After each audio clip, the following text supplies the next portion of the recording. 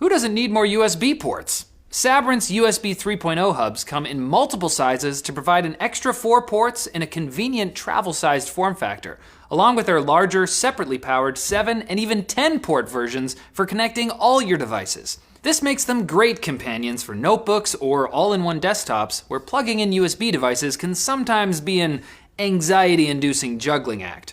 What's more, because the larger hubs are powered, not only are you able to use power-hungry devices like external hard drives and SSDs, the specialized 7+3 port model gives you 3 dedicated charging ports that provide up to 2.4 amps per port. That's enough to charge a tablet and fast charge a phone or other device at the same time. And if you want to keep your battery healthy and prevent overcharging, the convenient power switches let you disable any port's power without needing to unplug anything. All of Sabrent's USB hubs are compatible with Windows, Linux, and Mac OS, and offer backwards compatibility with USB 2.0 and 1.1 devices, so you don't need to worry about whether or not your device will work once you plug it in. With included power adapters and USB cables, it truly is just plug and play. Free yourself from USB port anxiety by picking up a Sabrent USB hub today. Sabrent's USB hubs are plug-and-play devices, meaning you don't need to do anything special to make them work once you plug them in. But if you're having trouble with your USB hub, here are some common fixes for you.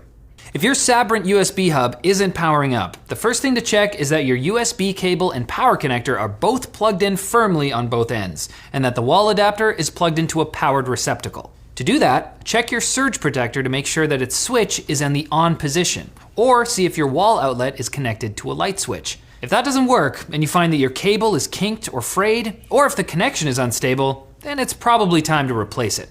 So you've done that, and your Sabrent USB 3.0 hub powers up and shows up on your computer. But when you go to plug something in, the device gets power, but your computer isn't detecting it. In that case, check to make sure you've plugged the device into one of the blue-colored ports on the USB hub and not one of the black ones. On Sabrent USB 3.0 hubs, black ports are for charging only. They provide more power than a regular port, but they're also incapable of talking to the computer. You won't damage anything by plugging it into the wrong port though, so just remove the device from the charging port and move it over to one of the others. Now let's say that you got everything working and you're able to connect devices, but copying files onto an external drive is really slow on the hub, but not when you plug it in directly to the PC. In this case, chances are good that you may have plugged your Sabrent USB 3.0 hub into a USB 2.0 port on your PC. USB is only as fast as the weakest link in the chain, so while your hard drive and USB 3.0 hub are capable of high-speed transfer, a USB 2.0 port will run over 10 times slower overall. On most consumer electronics, you can tell the difference between USB ports by the color of the plastic inside them. If it's a sky blue color, then it's USB 3.1. Boulder blue, and it's USB 3.0.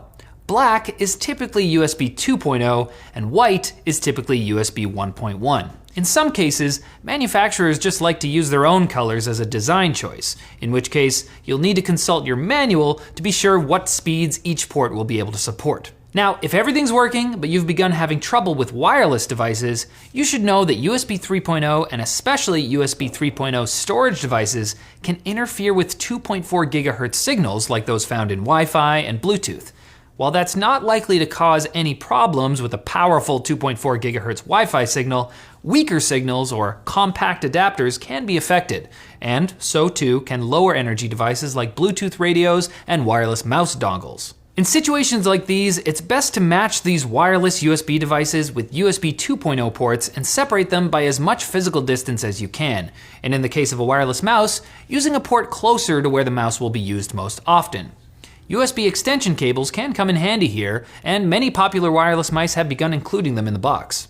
Now, one final related note. If you've got multiple high bandwidth devices connected at once, like hard drives or SSDs, and you try accessing them all at the same time, you'll probably notice that the speed isn't quite what you're expecting.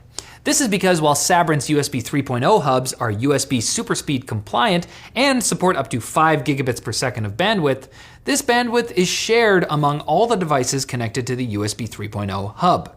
If you're running late and you need all the speed you can get to copy that one crucial report onto your external hard drive, the best way to handle this scenario is to pause any other tasks until your most important transfers are complete. If you're still experiencing problems, feel free to submit a support ticket at www.sabrent.com.